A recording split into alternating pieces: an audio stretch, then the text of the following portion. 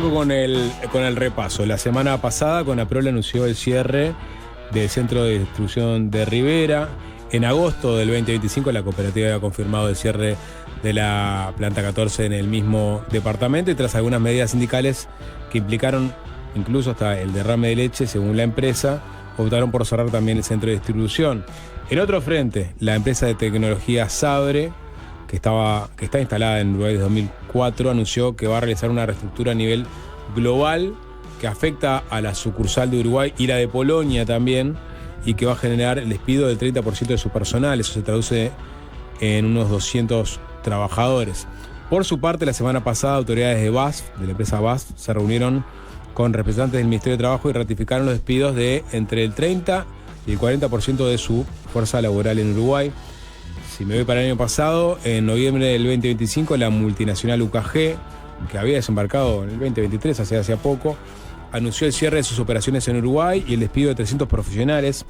Si le sumamos a otros casos que se dieron durante el 2025, como los de Yasaki, la fábrica de adhesivos La Gotita, La Vienesa, entre otros, fueron cimbronazos importantes que sacudieron la agenda. A raíz de algunas de estas situaciones, el ministro de Trabajo, Juan Castillo, definió promover un proyecto de ley con el fin de que las empresas notifiquen con antelación el cese de sus actividades. La intención de esta medida es justamente facilitar la reinserción laboral de los desempleados o eventualmente ayudar a transitar la situación de zozobra de la empresa para que no lleguen a ese extremo. Con este contexto es que recibimos a la directora nacional de Trabajo, Marcela Barrios. ¿Qué tal? Bienvenida. Muchas gracias, buenas tardes. Un gusto estar por acá, que además soy oyente del programa. Bueno, gracias. Cuando me llamaron para contarme de qué se trataba, le dije al productor, sí. Me explicó el nombre anterior, le digo, sí, yo ubico. Bien, perfecto, Marcela. Si yo leo todo esto así resumidamente, en un año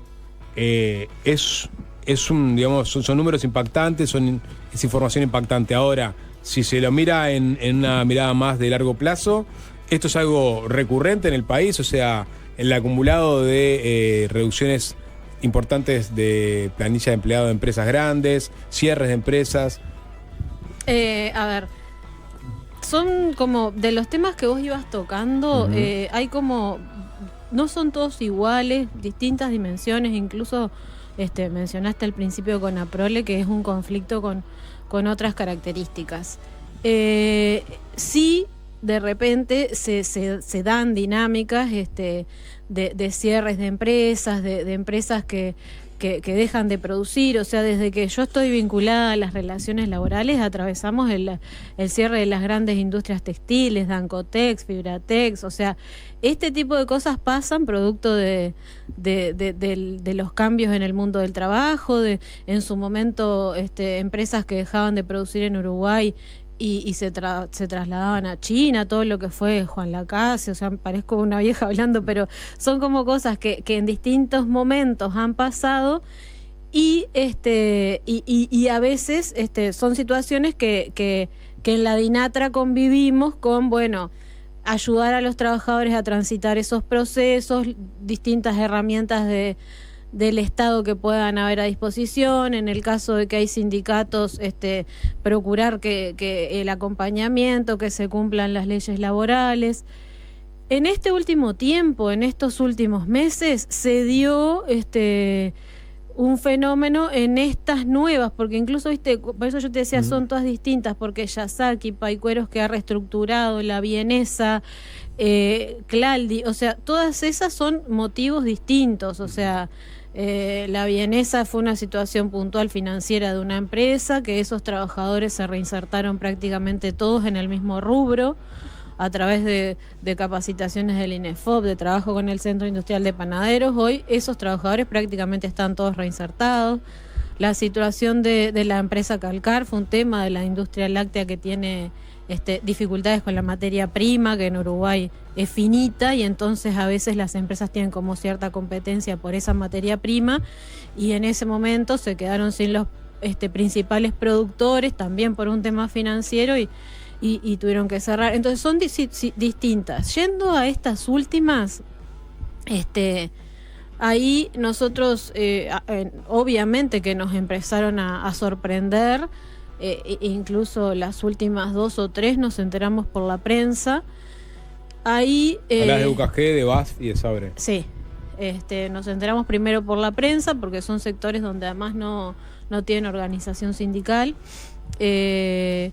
Y ahí, bueno, empezamos esto de, bueno, tomar contacto con el sindicato de rama, a ver si tenían afiliación o no, averiguar en la parte de consultas laborales. Nosotros en el Ministerio también tenemos un servicio de asesoramiento a trabajadores, consultas individuales, que cualquier trabajador tiene el derecho a venir a consultar sobre sus derechos, a pedir una liquidación. Entonces, a veces también, aunque no tengan sindicato, de repente te caen 30 consultas de la misma empresa, si bueno, acá pasó algo, no era el caso, y ahí a rastrear qué estaba pasando. En el caso de UKG, la empresa decidió irse de Uruguay. Se había instalado hacía poco, le cambiaron las condiciones, desde su casa matriz tomaron la decisión, y se fueron. En el caso de BASF y de Sabre, son reestructuras, pero en los dos casos nos informaron que van a continuar su operativa en Uruguay. En el caso de BASF vamos a tener una reunión el 3 de marzo con los directivos de Alemania que vienen a informar más de primera mano y a informar el proceso de reestructura que van a empezar a transitar, porque ahí no se dio el despido, se dio la noticia de un proceso de reestructura. Y en el caso de Sabre, o sea, en ese caso hay un conjunto de trabajadores que saben que se van a quedar sin trabajo, no saben exactamente cuándo, y hay un plazo límite que más o menos le manejó la empresa de que, bueno, no sé, en 2027 la empresa va a terminar de cerrar, y saben que, bueno, en algún momento hasta el 2027 se quedarían sin trabajo. En realidad no va a terminar de cerrar, va a terminar de cerrar esa parte. Cerrar el negocio. En el caso de BASF, lo que hacían era brindaban servicios vinculados a la liquidación de haberes y programas de recursos humanos, que son de las cosas que la inteligencia artificial ha empezado a incidir también, porque son tareas más repetitivas, son de los puestos que nosotros hemos ido identificando que puede haber también una sustitución de mano de obra por la inteligencia artificial. Y en el caso de Sabre, que se dedicaban a software también, pero vinculado al rubro de hotelería, reservas de hoteles, y por lo que nos informaron, también se quedan en Uruguay, van a seguir estando los mismos gerentes, o sea que ahí podríamos tener una reunión para que nos cuenten en profundidad, pero es lo mismo, ante una incertidumbre mundial, desde Dallas se toma la decisión de hacer una reducción de la operativa en Uruguay. Pero no relocalizan en otro país. Porque bueno, eso es otro tema. Que creo que tampoco podemos mirar estas realidades sin mirar el contexto mundial, el contexto global, que también ahí se dan como dos situaciones. Lo que es el contexto de estos cambios vertiginosos, pero que cada día son más vertiginosos. O sea, el año pasado nosotros empezamos a estudiar en qué sectores iba a haber impactos de automatización, robotización, inteligencia artificial, y esto del futuro ya llegó, ya es hoy, ya esos impactos ya se dieron, y entonces hay sectores de repente donde en el sector de las tecnologías de la información sí sigue habiendo trabajo para lo que ellos le llaman los senior, pero de repente no hay tantos puestos para los junior, porque son esas tareas que pueden ser rápidamente sustituidas por la inteligencia artificial. También en enero creo que fue, sí, el 27 de enero se firmó un tratado de libre comercio entre la Unión Europea e India. Entonces pensamos también que eso puede llegar a ser algo que empiece a incidir en esto de que India tiene mucha cantidad de población, necesita darle trabajo a esa población, y bueno, en un momento Uruguay fue atractivo para ciertas empresas. Nosotros creemos que tenemos para seguir siendo atractivos, porque tenemos mano de obra calificada, tenemos otras ventajas, pero bueno, por costos hay países que son más baratos. Claro, porque tú presentaste dos escenarios. Uno es la automatización sustituyendo mano de obra junior, en este caso, ¿no? programadores junior o auxiliares contables, administrativos, Tareas. etcétera. Eso por un lado. Y la otra es por un tema de costos. O sea, yo voy a seguir con la misma cantidad de empleados, pero en vez de tenerlos en Uruguay, voy a llevarlos a la India, por ejemplo. En alguno de estos 3 casos tienen definido que se trata de del segundo extremo. VAS se instala en la En la India. Y Sabre también se había manejado, que por lo menos sí. parte de sus y actividades Sabre las también, realizó ahí, ¿no? exacto. Por eso les comentaba esto de los tratados de libre comercio. También Estados Unidos hizo un tratado de aranceles para depender menos de China, y entonces también estaría trasladando algunas cosas para India. En el caso, por ejemplo, de Alorica, se había debido a un tratado de libre comercio que habían firmado con Chile, y ahí, entonces bueno, son esas cosas de que la dinámica nos está cambiando día a día. Nosotros estamos profundizando al día de hoy también las posibles oportunidades y los posibles impactos que puedan generarse por el Tratado de Libre Comercio que también firmó el Mercosur con la Unión Europea. Entonces es como que terminan siendo muchas situaciones en las cuales a nosotros nos toca intervenir, algunas que llegan a conflictos, donde hay un sindicato que plantea y que frente a esa situación hace ciertas reivindicaciones. En otros casos, la intervención es más bien acompañar a que se cumpla lo que se tiene que cumplir, a que se abonen las liquidaciones, bueno, el asesoramiento legal. Y en otros casos también estamos trabajando fuertemente en algo que estaba en nuestro plan de acción cuando llegamos a la DINATRA, pero que ahora lo tuvimos que acelerar, que es la contingencia y la prospectiva. Nosotros teníamos detectados que muchos de estos cierres en las empresas que habían sindicato, antes de llegar al cierre, se empezaban a dar reestructuras. Sobre todo en las vinculadas con la industria frigorífica, industria láctea, que antes de que pase lo que finalmente, bueno, Coleme, como dije hoy, Calcar, Claldi, venían en procesos de negociaciones en DINATRA con el sindicato, decir, bueno, o tengo que ir a un descuelgue salarial, o tengo que ir. Entonces, cuando empezábamos a detectar esas cosas, bueno, con otros organismos del Estado, porque a veces también en las mesas de negociación se dan hasta situaciones de confianza, de, bueno, hasta dónde lo que la empresa me está diciendo es verdad, o hasta dónde me está pidiendo que me rebaje el salario. Entonces, bueno, ahí incluir a otros organismos del Estado, por ejemplo, en los lácteos del INAL, el Ministerio de Ganadería, en otros entes testigos que puedan tener cierta información y acompañar, bueno, mira, esto sí es cierto, se viene tal cosa, vamos a ver cómo estos trabajadores se pueden reconvertir, se pueden formar a través del INEFOP, pensar, bueno, en qué otros lugares se abren oportunidades, y ahí hicimos un trabajo con la gente de Paicueros, con la gente de Yasaki, de culminación de ciclos educativos, de hacer formaciones específicas, no de repente los cursos que antes se daban en el EFOP, que bueno, que a todos los capacitaban en lo mismo, y después de repente en el pueblo ese no había, no sé, tantas casas para pintar o tantos baños para arreglar, sino más vinculado a oferta, demanda, estudios de qué se necesita. Entonces el año pasado transitamos estos procesos en conjunto con la gente de los compañeros de DINAE, Dirección Nacional de Empleo del Ministerio de Trabajo, que tienen los centros públicos de empleo, asesoran también en reperfilamiento laboral, currículas educativas, y la gente del INEFOP preparando estos cursos más específicos. ¿Y qué resultado ha dado eso?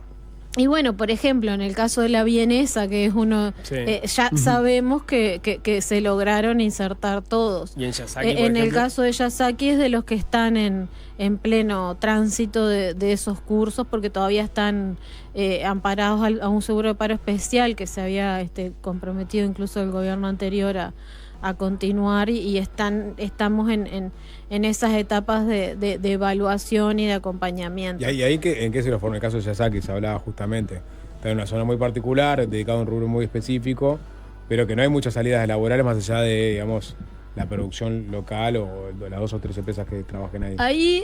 Se ha hecho mucho trabajo en culminación de ciclos, porque estudiando también el mercado de empleo, cuanto más formación hay más posibilidades de conseguir trabajo, o al revés, hay más desempleo. Las poblaciones que tienen peores tasas de desempleo son todavía las mujeres, los jóvenes, las mujeres. Entonces, bueno, ayudar a esas situaciones, culminación de ciclo, y bueno, y ahí hay equipos técnicos que están trabajando más directamente con ellos en lo que son las formaciones específicas. Y en el caso de estas nuevas, son otros perfiles. Por ejemplo, la gente de Alorica era gente que tenía un muy buen manejo de inglés, que podía ser atractivo para otras empresas que rápidamente las captaran. La gente de UKG era gente que eran todos técnicos en áreas de contabilidad, que tenemos entendido que rápidamente fueron captados por otras empresas. Entonces, si bien es una realidad que termina teniendo muchos puntos en común, pero es más como para ir un caso a caso y no una cosa tan transversal, porque no es lo mismo las industrias más tradicionales, más manufactureras, que estos que son más sectores de la información.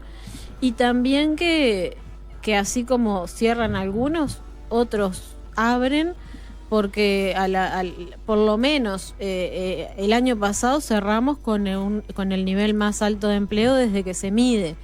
Entonces nosotros hoy estábamos mirando esto, incluso también mirando algunos otros actores, ¿no? La Cámara de Tecnología de la Información, algunas consultoras que se estaban expidiendo, de que aún era muy prematuro pensar en que estas cosas se fueran a ver rápidamente afectar al mercado laboral o a las tasas de desempleo, porque veníamos precisamente de un mercado laboral bastante estable y de un empleo. Ahí se daba esa particularidad que vos mencionabas, que 2025 fue un buen año, en definitiva, en términos de empleo y de desempleo. Digamos, las dos variables, las dos formas de mirarlo están en buenos niveles, o estuvieron en buenos niveles en 2025. Tengo entendido que la tendencia cambió un poco sobre el final del año, pero bueno, creo que se cerró con 15.000 puestos de trabajo más en 2025 que el año anterior, que también venía bien, pero claro, por otro lado se dan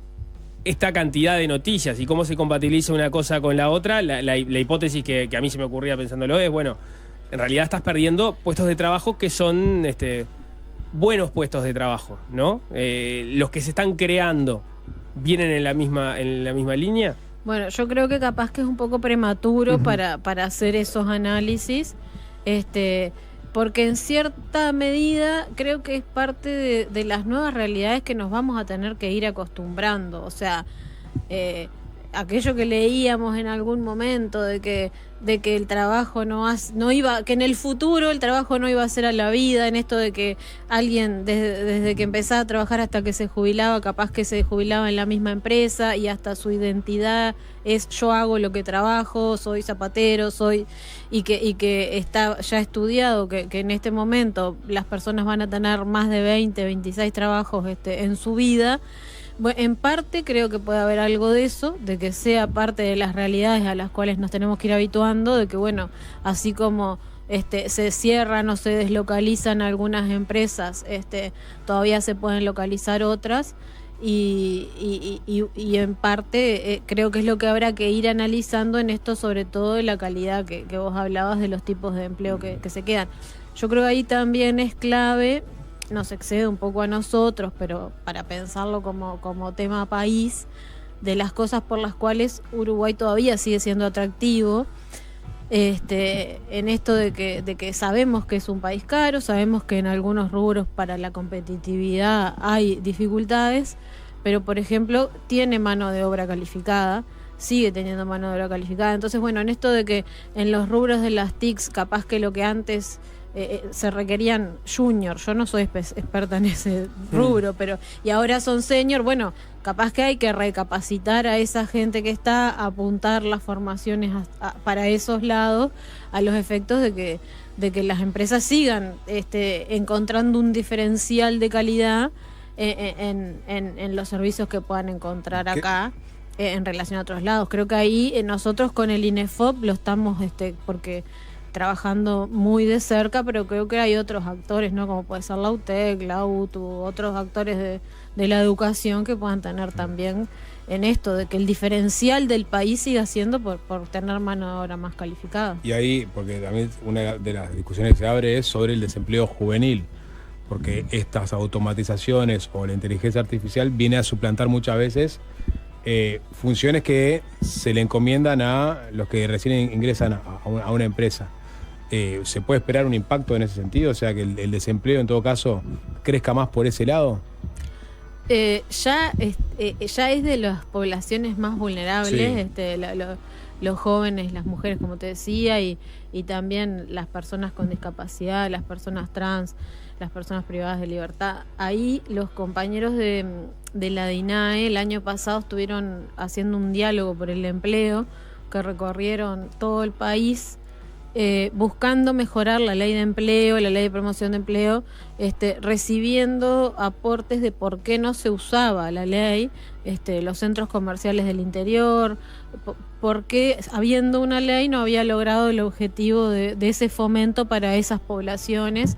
Y ahora en marzo se va a estar presentando el borrador, vamos a tener una instancia en el Consejo Superior Tripartito, como órgano de gobernanza de las relaciones laborales, para presentarlo a los empresarios y a los trabajadores ese borrador que precisamente hace mucho hincapié en esas poblaciones vulnerables o que tienen peor desempeño cuando se miran las cifras, también como una política de empleo para contribuir a mitigar eso que sigue pasando. O sea, sigue. El otro día yo comentaba que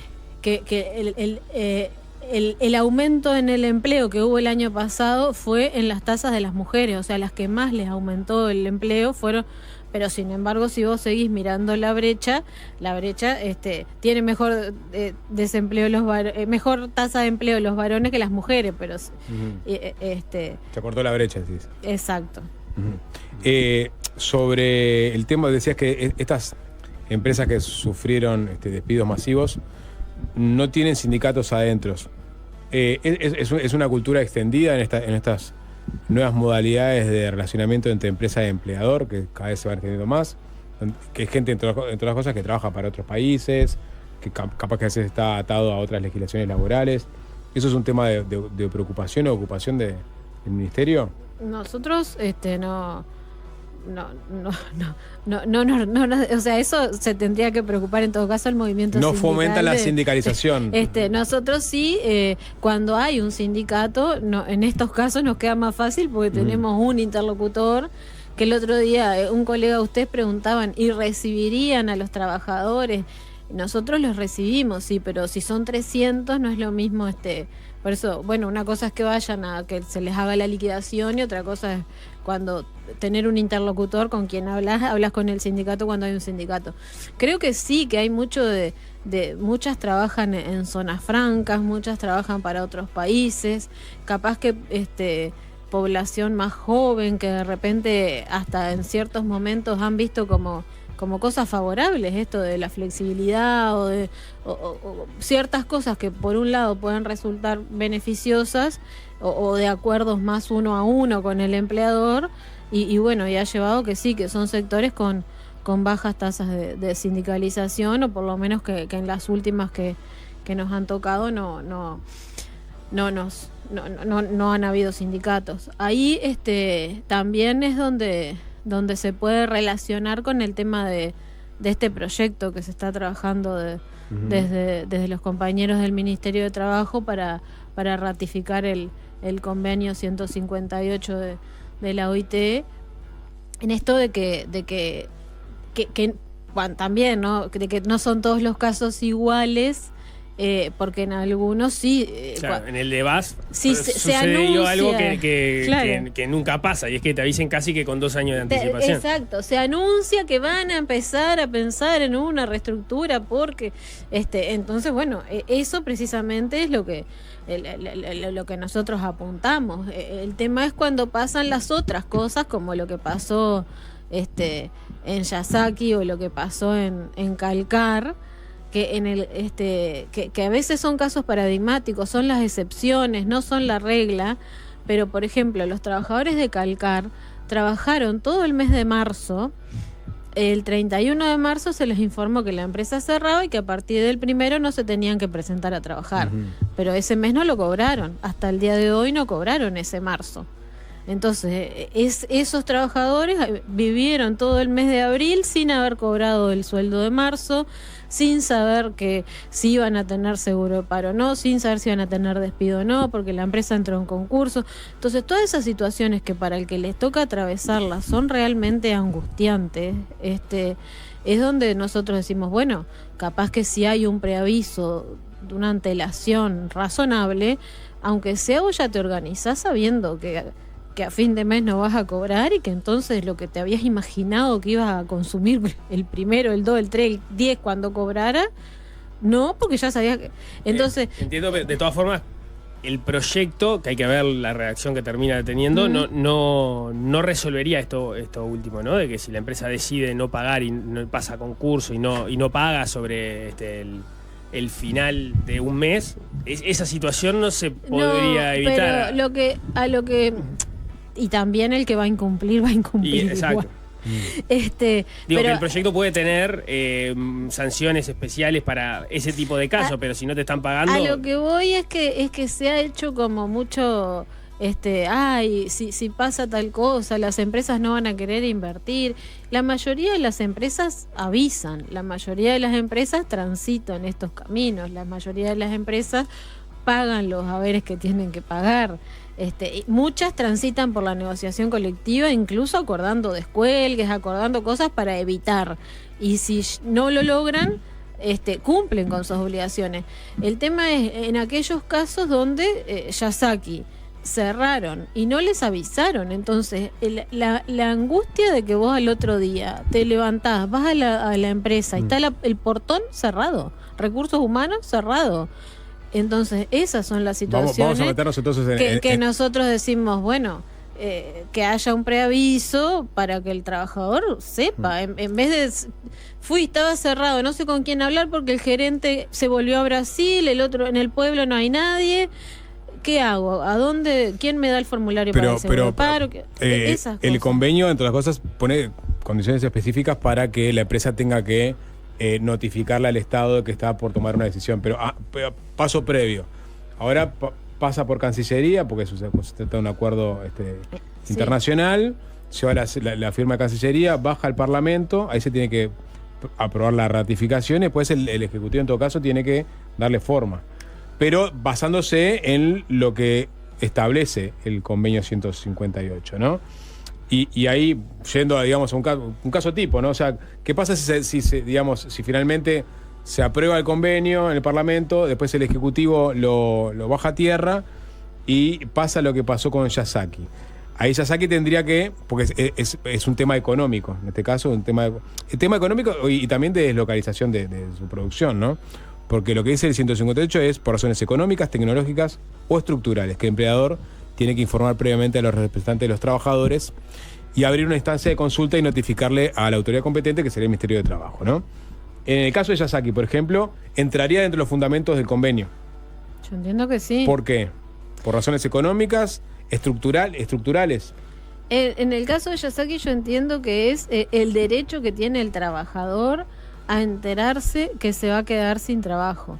Claro, pero el convenio no marca para todos los casos. Que el convenio dice la obligación de informar sobre la terminación del contrato de trabajo. Uh-huh. O sea, enfocándose en que el trabajo es un derecho humano fundamental y que cuando alguien se va a quedar sin ese derecho, se le debe informar. Se le debe informar los motivos, entonces ahí está toda la parte de evitar las discriminaciones, o sea, no te deberían poder despedir porque se enteraron que votaste a alguien, que sos amigo de alguien, que no sé, que te viniste vestido con un color que no les gustaba al empleador. Entonces tendría que estar el motivo del por qué, y sí puede ser por desempeño, por problemas financieros de la empresa, ¿verdad? Todo eso. Y el preaviso. Y en el caso de Yasaki, lo que nosotros entendemos es que no hubiese pasado eso que pasó en esa madrugada. Digo, por temas estructurales en el caso de Yasaki, es decir, define trasladar su producción a otro país. Claro, o sea, nosotros no cuestionamos la libertad que tienen las empresas de trasladar su producción a otro país. Esto que hablamos hoy del contexto nuevo mundo, que es más competitivo de repente, lo que algo en un momento sirvió, venir a instalarse en Uruguay porque había buena calidad de empleo, pero además buena conexión a internet, y ahora hay otros países que han ido mejorando también esas condiciones. O sea, eso no se cuestiona. El tema es la madrugada donde vos te empezaron a llegar los mensajitos de tus compañeros de trabajo. Che, en Recursos Humanos colgaron un estado de WhatsApp que mañana no tenemos que ir. Y entonces algunos que hicieron, se levantaron y fueron, y cuando fueron estaba el portón cerrado, y cuando fueron a la casa del gerente que ellos conocían, el gerente que era brasilero ya se había ido para Brasil, y entonces toda esa situación de angustia que pasó toda esa gente en el pueblo, de lo que, o sea, cuando los casos estos se dan ordenados, a vos te dicen, mirá, esto va a ser así, tal día te vamos a depositar la plata, te vamos a dar un cheque, te vamos a depositar en el banco, vas a ir al seguro de paro, te corresponde. El tema ahí es la incertidumbre en los casos de la noche a la mañana. Pero perdón, el convenio también pide analizar medidas para evitar, digamos, los despidos o mitigar las desvinculaciones. O sea, le impone algún tipo de condición a la empresa que está tomando esa decisión. No es que simplemente tiene que avisarle a los empleados con determinado ventana de tiempo que van a quedar desvinculados. Yo creo que esas cosas van a ser, en caso de que la ratificación del convenio prospere, porque como vos bien dijiste, está en Cancillería, tiene que ir a Presidencia tiene que entender que está bien y mandarlo al Parlamento, y que el Parlamento decida ratificar el convenio internacional 158. En caso que eso suceda, después habrá que sacar una ley o un decreto reglamentario que capaz que ahí sí se habla de cuántos días son el preaviso, de algo más fino en cuanto de momento lo que habla es que no pueden haber causas, prohíbe motivos de raza, color, estado civil, afiliación sindical, y habla del preaviso. No tiene mucho más la ratificación del convenio. Distinto podría ser un decreto reglamentario. ¿En qué sentido? Claro, que después si ocurre todo esto y Uruguay ratifica el convenio 182, va a tener que estar el preaviso y la prohibición pero no en los detalles, si son 15 días, si son 6 meses. No, claro, porque el convenio no lo tiene, esas cuestiones las tendrías que poner digamos, posteriormente, pero lo que vos decís es la justificación porque eso está previsto, la justificación de por qué se da el despido no implicaría o no abriría un proceso a partir del cual se intente desandar la decisión de la empresa o se pueda recurrir la decisión de la empresa. O sea, en líneas generales eso, la justificación siempre se va a dar válida, a menos que haya una discriminación de por medio. Exacto. Pero la discriminación de por medio ya hoy no se podría hacer igual. O sea, sería un poco redundante con lo que hoy se puede hacer y no se puede hacer a la hora de definir un despido, en ese sentido. No te tienen que dar un motivo, y en esto de que el despido es libre y no te tienen que dar un motivo, a veces pueden pasar. Pero sí, también lo pueden justificar, o sea, pueden estar discriminándome y justificarlo por una razón de servicio, de idoneidad, de desempeño. Sí. En el otro caso, nosotros creemos que nos podría permitir intervenir en situaciones es un tema de costos, que estás dispuesto a transitar un descuelgue con el sindicato, o sea, descolgarte de los laudos del Consejo de Salario, que te interesa que se te apruebe, no sé, unos seguros de paro rotativo para mientras reestructurás tal cosa. O sea, en algunos casos se puede mitigar y en otros casos la decisión va a estar tomada igual. Y nosotros no lo cuestionamos, lo único que ahí se reivindica es el derecho del trabajador a enterarse y poder organizar su vida. Pero vuelve el tema de Yasaki, ¿no? Pero por eso. Temas estructurales, y ahí es medular lo que es el convenio, ¿no? O sea, la autoridad competente que se mete de trabajo le tiene que arrimar o tiene que juntarse con la parte para que analice medidas de mitigación de las desvinculaciones, o de evitarlas o mitigarlas a partir de... Por ejemplo, el caso de Yasaki, que define instalarse en otro lado. Bueno, ¿de qué forma puede el Estado uruguayo ofrecerle a Yasaki que se quede en el país? Bueno. ¿Tiene que recorrer todas las vías, que ser exhaustivo hasta agotarlas o no? Al día de hoy no se está pensando en eso. O sea, insisto, y volviendo al tema de Yasaki, para mí es un ejemplo humanamente bien claro de lo que implica en la situación individual de cada una de las personas porque a veces hablamos como números, porcentajes, pero realmente, o sea, pónganse en el lugar de esas mujeres que se acostaron a dormir poniendo el despertador para ir a trabajar al otro día, y al otro día se enteraron que no tenían que ir, y toda la incertidumbre de no saber si van a ir al seguro de paro, si no, o sea, esas cosas con una normativa que hable de un preaviso, se hace eso mismo pero de manera ordenada. En el caso de Yasaki, ¿la empresa ya hizo frente a todas las obligaciones que tenía con los trabajadores? Entiendo que sí, y o sea, es de las situaciones que todavía están en curso, que están los equipos de DINATRA, DINA, INEFOP yendo a Colonia, fiscalizando ahí, acompañando los procesos de capacitación. Claro, no digo en la parte de capacitación, digo en la parte de asumir las obligaciones laborales. Porque si no podría darse de la misma forma, ¿no? No, entiendo que sí. Que sí, que ya lo hice. Sí. Bueno, esa es la otra, ¿no? Acompañar en esas cosas, bueno, en ayudar a las trabajadoras, en ese caso, a que tengan su liquidación, su asesoramiento, que los abogados del ministerio lo hacen por agenda, o sea, no es lo mismo la agenda normal que cuando te vienen 1000. O sea, esas cosas son las que pensamos que pueden hacerse más ordenadas, pero que no cambian la práctica habitual de la mayoría de los casos. Son excepciones. Barrios, y cuando volviendo al tema de los motivos por los cuales algunas empresas han definido cerrar o localizarse en otros países, ¿no? Y se habla, por ejemplo, de los acuerdos comerciales bilaterales o de bloques, o las facilidades que otros países le dan, en el caso de Paraguay, por ejemplo, y las tributaciones que piden. Ahora tenemos en Argentina la votación de una reforma laboral que, entre otras cosas, flexibiliza, digamos, el horario de trabajo diario de 8 a 12 horas sin necesidad de pagar horas extras, mientras que se cumplan las 12 horas de descanso. Argentina pasa a ser un competidor también en ese sentido, mientras Uruguay plantea ir hacia este tipo de legislación que le pide más cosas a las empresas. Argentina va en el sentido contrario. Eso también puede llegar a afectar el clima de trabajo acá en nuestro país. Por lo que hemos estado estudiando, no necesariamente. Algunas de estos servicios más bien competíamos con México, con Colombia, con Costa Rica, con otros países de América Latina, no con Argentina.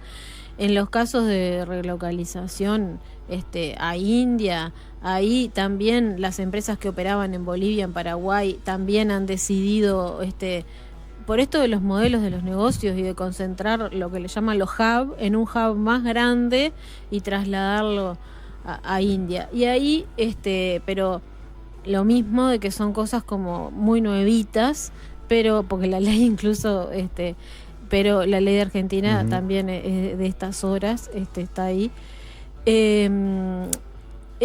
Las empresas que en algún momento han optado por instalarse en Argentina y no por Uruguay, no todas se han quedado, porque ahí Uruguay brinda mayor certeza jurídica, mayor estabilidad, todo lo que hace a la estabilidad incluso del sistema político, de que hay cosas, como sabemos, que aunque cambian los gobiernos se mantienen igual. Yo no necesariamente creo que desde ese punto de vista esa ley sea una amenaza para Uruguay, sino que al contrario, Uruguay sigue teniendo seriedad, certeza jurídica, y nosotros estábamos apuntando a la formación, sobre todo pensando en lo que veníamos abordando el año pasado de la IA y la automatización y la robotización. Ahora habrá que ver esto de las nuevas localizaciones, como que tampoco es directo del Ministerio de Trabajo, pero que es parte del contexto mundo que hay que mirar para analizar a Uruguay en ese contexto que estamos, porque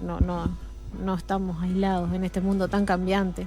Y en ese sentido, precisamente, en este contexto en el que está pasando esto, de que se está dando ya efectivamente que se pierden trabajos por la automatización, o algunas empresas se van a países como India, donde Argentina avanza en mecanismos de flexibilización laboral que por la idiosincrasia uruguaya seguramente no los queremos para acá, pero no dejan de ser alguien que está muy cerca, que está dándole a hipotéticos empleadores algunas ventajas competitivas en materia de relaciones laborales. ¿Tiene sentido que el Ministerio de Trabajo se juegue a estos partidos, como por ejemplo el del proyecto de ley, que generan, por lo menos en declaraciones de los empresarios, ruido en el clima de negocios? Yo sigo creyendo que a veces hay como declaraciones que se basan en relatos y no se basan en... o sea, los que escribieron los compañeros del Ministerio de Trabajo no lo han visto los empresarios. Entonces, por eso lo que les decía hoy, se hace un relato de que las empresas van a... Pero en realidad Brasil ya ratificó el convenio 158 de la OIT. Argentina no pero lo ratificó. Brasil lo desandó. ¿Lo desandó? ¿No? Tengo entendido que no. ¿No? No. Brasil lo ratificó, Argentina tiene una ley muy parecida, o sea, no tiene ratificado, pero tiene una ley que habla del preaviso. Entonces, volviendo, o sea, nosotros no estamos hablando de que tenga que ser 10 días, 15 días, 6 meses. Entonces es como, estamos hablando del preaviso para otorgarle un derecho al trabajador por todo lo que hablamos humanamente y se hace el cuco de que no se van a instalar cuando en realidad hay muchos otros países que lo tienen ratificado y las empresas igual operan, igual se instalan en Brasil, se instalan en Argentina que tiene ese convenio ratificado, como tantos otros países. Brasil lo firmó inicialmente, pero lo denunció en 1996. Fue muy cuestionado, presidencia de Fernando Enrique Cardoso. No lo digo porque es un argumento que han puesto de las cámaras empresariales cuando aparece el nombre de Brasil. Lo que pasa es que Brasil no lo tiene incorporado a su legislación, porque hay casos así, ¿no? Donde no lo ratifican el convenio, pero tienen leyes en ese sentido. Leyes similares. Digo porque... Yo por lo que estuve estudiando es como el caso de Argentina, no lo tiene ratificado, pero tiene leyes. Porque si hay países, digamos, nórdicos, por ejemplo, Australia, que sí lo han ratificado, o sea, que son países con legislaciones, digamos, de seguridad social fuerte y que lo ratificaron. En el caso de Brasil, las cámaras empresariales dicen que, bueno, mira el caso de Brasil que lo ratificó, después desandó su ratificación. No sé. De todas formas, vos decías, bueno, es verdad, los empresarios están cuestionando un proyecto que todavía no leyeron. Ahora, en la apuesta que tiene el Uruguay, donde básicamente parte del partido de este gobierno se juega en el crecimiento a través de la llegada de inversiones. ¿Tiene sentido que desde el Ministerio de Trabajo se anuncie un proyecto y estemos semanas, meses, sin que el proyecto termine apareciendo, justamente habilitando a que toda esta discusión se dé sin el texto exacto arriba de la mesa?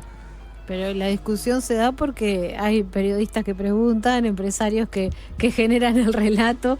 Desde el Ministerio de Trabajo lo que se estaba haciendo era trabajando en un texto que ya se terminó de trabajar, se mandó a Cancillería para que siga los pasos y vaya al Parlamento. Creo que a veces hay situaciones que hay que desdramatizarlas un poco, porque como que nos gusta poner esos temas y esos títulos cuando en realidad y volvemos, ¿no? Y hay consenso en el gobierno era un decreto que lo que buscaba era la ratificación de un convenio que lo que buscaba era que el preaviso el trabajador tenga el derecho a tener esa información y todo lo que hablamos de las situaciones humanas dramáticas que a veces acarrea eso. Yo creo que eso, cuando se habla de la reducción del tiempo de trabajo, que también se hacen discursos como muy desde la dramatización o desde el relato, y mientras haya certeza jurídica, creo que no es tan dramático. O sea, las empresas van a tomar la decisión igual de venir. Y además, muchas de estas empresas cuando vienen se les han ofrecido muchas condiciones favorables. O sea, las empresas estas de tecnología que ahora están eligiendo relocalizarse, en determinado momento tuvieron muchos incentivos para venir a Uruguay. Entonces, así como en ese momento se te dan todos esos incentivos, que haya alguna contraparte, creo que no está mal, porque son empresas, algunas estaban operando en zonas francas, otras habían tenido por políticas que hubieron en el 2013, 2015, fue Uruguay un país donde hubo esa localización de estos rubros, y bueno, y no está mal que cuando se te dan tenés todas estas ventajas y vas a tener que preavisar antes de irte, preavisarle a los trabajadores antes de irte. Insisto que además en el borrador no se habla de un plazo.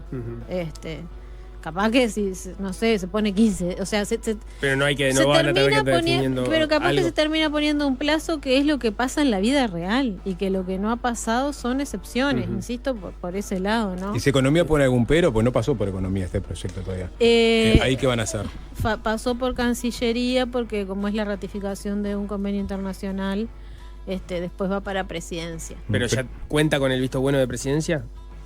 No ha llegado a Presidencia. Claro, pero va a hacer todo ese camino sin saber si el presidente lo va a terminar aprobando o no. No hay una coordinación previa para... Es la sugerencia del equipo del Ministerio de Trabajo, que somos quienes trabajamos en estas áreas, que sugerimos que sería deseable que Uruguay tenga ese tipo de normativa.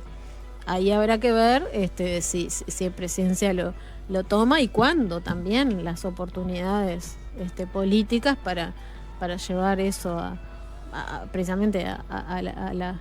Sí, tenés que llevarlo a la Cámara de Diputados, y en la Cámara de Diputados tenés que surcir un acuerdo para aprobarlo, y no es fácil, porque uno por lo general, por las posiciones que existen políticamente sobre estos temas, entiende que en la coalición no va a haber mucho ambiente para votarlo. El Frente Amplio sí. ¿Han hablado con trabajadores que hayan pasado por situaciones así? Todos conocemos de situaciones así. Me imagino que te llaman a la oficina de gerencia y te enterás de un día para otro que no trabajas más. Eso está clarísimo. O sea, nadie está defendiendo esa situación, que quede claro. Eso, ¿no? Está claro, pero sí, si aparecen, digamos, voces contrarias, también hay que atenderlas en un clima de fragilidad del mercado laboral, etcétera, etcétera. No, sin duda, pero y sobre todo si todavía no tiene visto bueno Presidencia, y el Ministerio de Economía, que es, digamos, la contraparte, que se vos pará. Estuvo O'Donnell el año pasado acá. Yo no sé si les vamos a preguntar sobre este tema en particular. No lo recuerdo, pero es gente que justamente está tratando de dar la versión más amigable para el empresariado hacia afuera, y tiene que salir a vender a Uruguay de ese lado, y el Ministerio de Trabajo, en todo caso, tiene que velar por los derechos de los trabajadores. O sea, existen como visiones contrapuestas en algún punto. La versión, a ver, por un lado, esto que les decía, si han hablado con gente que le ha pasado, porque a mí me ha sorprendido así casos cercanos y bueno, viste, en Uruguay no existe la obligación, funciona así, si te pagan todo lo que te tienen que pagar, aunque te lo hayan dicho de hoy para mañana, es cruel, pero es así.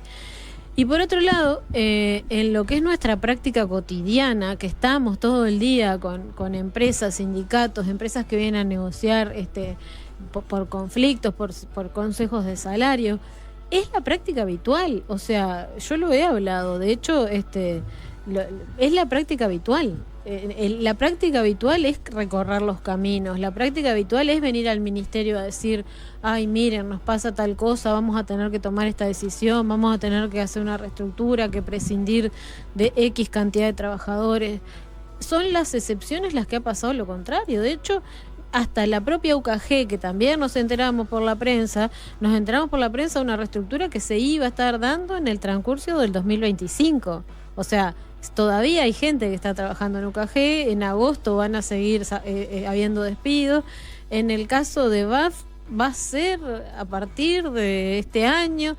O sea, ya ahí los preavisos existieron. Por eso digo que también a veces hay que desdramatizar y analizar un poco hasta dónde nos estamos como subiendo a la bandera de un relato y a la bandera ¿cuál es el miedo del otro? empresariado? A veces dice, no, porque si yo le aviso antes, le muestro mis cartas y capaz que me arman un conflicto, me paran la empresa, y lo que iba a ser un despido focalizado termina siendo en algo peor. ¿Cuál entienden ustedes es el argumento del empresariado para no estar de acuerdo con este tipo de disposiciones? En algunas cosas yo creo que es miedo al cambio, que no es solo del empresariado, sino algo como de los uruguayos, que miedo a lo que siempre se hizo así o siempre fue así. En otros casos entiendo esto que han planteado, bueno, que no es lo mismo que el ánimo o el humor que se pueda quedar, pero sin embargo, hasta hoy ustedes hablaban del ejemplo de la gotita, no me acuerdo cómo se llamaba, pero en esa empresa también hubo un camino de gente que siguió haciendo mantenimiento, haciendo el apagado de las máquinas, o sea, que no fue de la noche a la mañana. Entonces, en la mayoría de los casos, aun cuando hay sindicatos y aun cuando se dan negociaciones, se transitan todos esos diálogos. Entonces, por eso es que a mí me sorprende también cómo terminamos discutiendo en posiciones políticas o abrazados a una bandera u otra, cuando en realidad yo te diría que en el 95% de los casos sucede eso, o sea, no sucede otra cosa. Y en los casos que no ha sucedido, ha sido dramático para los trabajadores, porque son los que hemos estado arriba de la mesa. Si a vos te dicen, mirá que la empresa en la que trabajás a fin de mes va a cerrar, capaz que un chocolate que te ibas a comprar esta tarde no te lo comprás porque sabes que, en Calcar fue dramático, o sea, habían trabajado todo el mes, llegó fin de mes, no cobraron, no fueron al seguro porque ese mes no les correspondía, porque les correspondía era cobrar, empezaba turismo, o sea, la gente tenía planes y entonces esas cosas son las que creo que se quieren evitar con esta normativa, pero me parece que hay que desdramatizar y salir también de esas posiciones tan duras. Creo que con el tema de la limitación del tiempo de trabajo pasa algo parecido, que ni siquiera hemos llegado a profundizar qué es lo que estamos queriendo proponer o qué es lo que estamos queriendo pensar, y ya hay una oposición cuando en realidad nosotros estamos abiertos a hablar de flexibilidad, hablar de productividad, hablar de gradualidad, de cómputos, de que no necesariamente es reducción de la jornada, sino reducción del tiempo, que puede ser hasta aumentar algún descanso, alguna licencia. Y sin embargo, nos quedamos en blancos o negros de no poder ir a escucharnos. Pero ¿por qué es tan difícil, por ejemplo, avanzar en discusiones sobre productividad? Que es un tema que viene arriba de la mesa de la agenda de las relaciones laborales desde hace muchísimos años y no se logra, no sé si es la confianza entre los actores suficiente o qué para llegar a algún tipo de acuerdo en un tema que está instaladísimo como, por lo menos en el debate como un tema a avanzar. Ahí yo creo que hay un tema que vos dijiste, la confianza.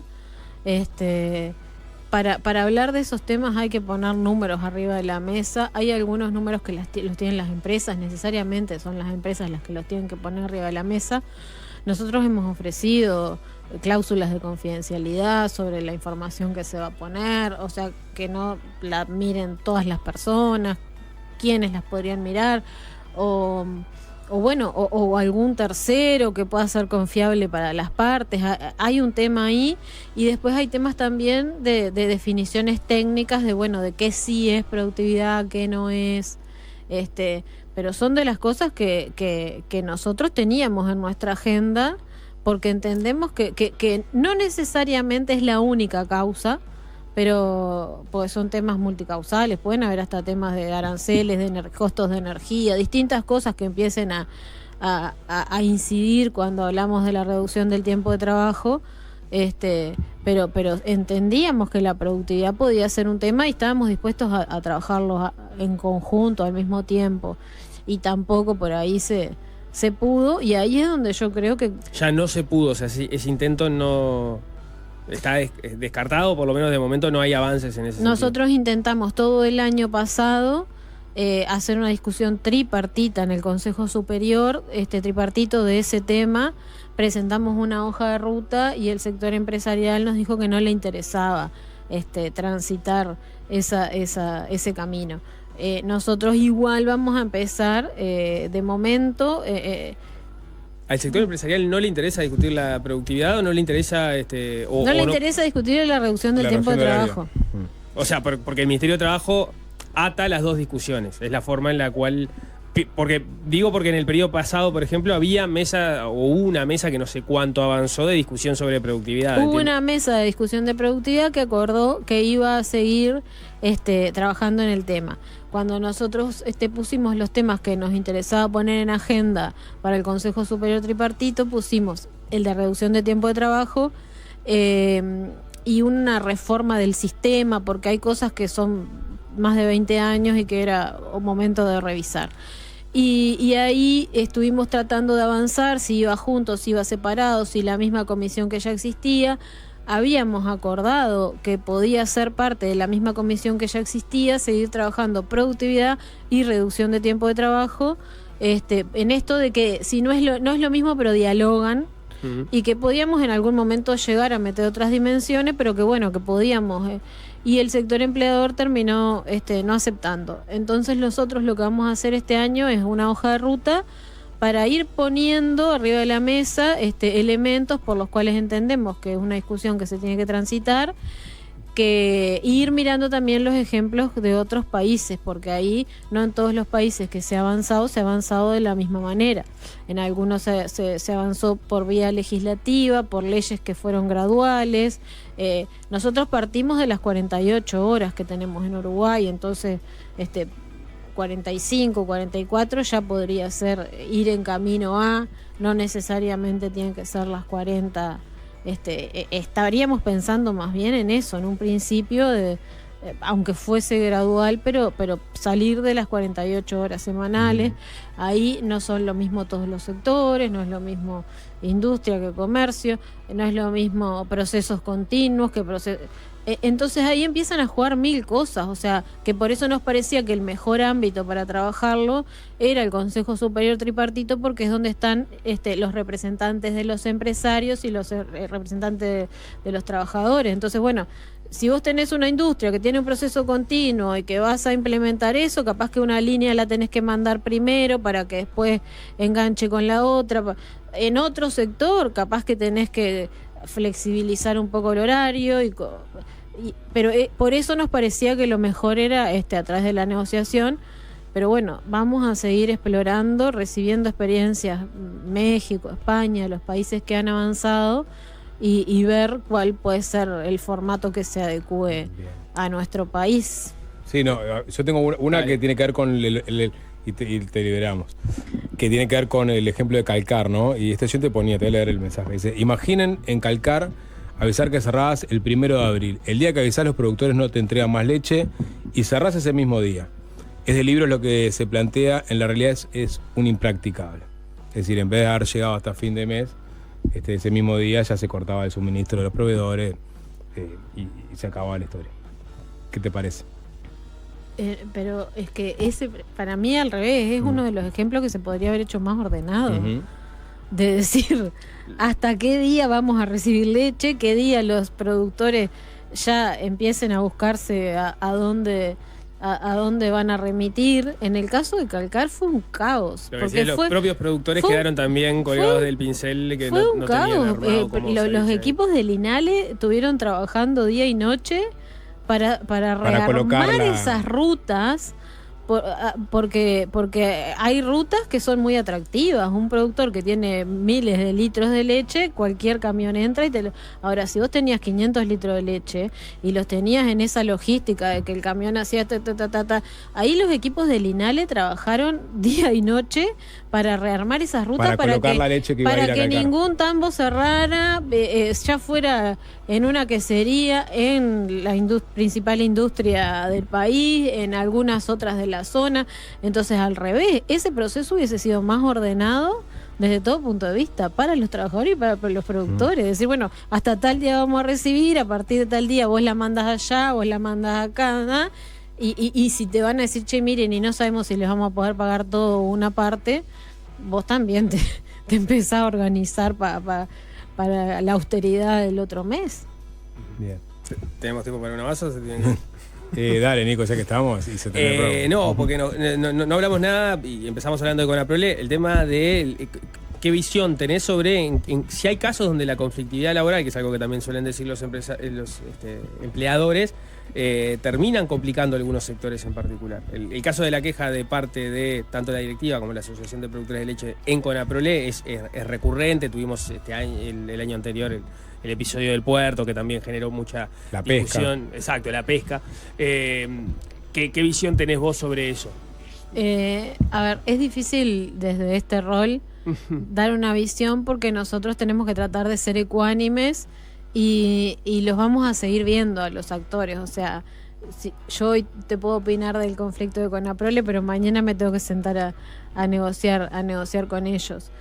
Creo que en el caso de Conaprole es una empresa que tiene muchas plantas, tiene como muchos temas, ha habido mucha innovación tecnológica también, entonces bueno, esa innovación tecnológica tiene bastante más productividad, entonces no es solamente lo que pasó en Rivera, sino el cúmulo de temas que tienen abiertos que hacen a que a veces se dé periodos de mayor conflictividad que otros, productos de la dimensión de la empresa, del producto perecedero y sensible. O sea, en esto de que la cadena, las vacas hay que seguirlas ordeñando, el producto se pone perecedero, entonces cualquier medida afecta distinto que en otros, porque por ejemplo estos días lo que estaban haciendo los trabajadores de Conaprole era trabajando a reglamento, que trabajando a reglamento implica no hacer horas extras, y hicieron algunas asambleas. Capaz que eso pasa en otro sector y no pasa nada, pero como acá el producto es tan perecedero, donde no hayan horas extras o alguien no acepte cambiar de turno porque se enfermó el compañero, empieza como a complicarse toda esa logística que capaz que en otros sectores no pasa tan así. Y bueno, y el conflicto del puerto fue también un tema bien propio de las innovaciones tecnológicas del nuevo mundo. Yo creo que ahí también capaz que nos tocó que esos sean como, porque después, no te voy a decir una receta, porque todos los conflictos son distintos, todas las salidas son distintas, pero como que después vas pudiendo, bueno, en este caso se resolvió así, en el otro, en el caso del puerto era uno de los primeros lugares donde se introdució un software que iba a implicar determinado cambio de trabajo, de funcionamiento, también mucha mayor productividad, que es también parecido a lo que ocurre en Conaprole, con muchas inversiones que ha hecho la empresa, muchas, que son necesarias para seguir compitiendo, para estar a la altura de otros países del mundo, pero que esas máquinas procesan muchísima más cantidad de litros de leche o de producto, y ahí también está de fondo la productividad o cómo se distribuye eso, si es a través de una categoría, si es a través de una productividad. Son como muchas cosas que hay de fondo, que no es solamente lo que pasó en estos días, más allá de que ahora la propuesta que presentamos podría caminar y podríamos tener una nueva instancia de negociación para ver si se solucionan estos temas que son los que están pendientes de esas máquinas nuevas que no se han podido operar todavía por estas diferencias. Bien, quedaron mensajes, gente que está transitando el despido de UKG o gente que atravesó los despidos de Fripur, que daban sus testimonios. No va para leerlos todos, aparte estuvimos casi una hora o más de una hora hablando con Marcela Barrios, directora nacional de Trabajo. Muchas gracias. Bueno, gracias a ustedes, y si hay alguno que tiene alguna duda concreta o algo, no tengo problema que los pasen para que los equipos de repente les cuenten cómo pueden hacer para averiguar o darles una solución, si es que la tenemos. Bien, gracias. Gracias por la invitación.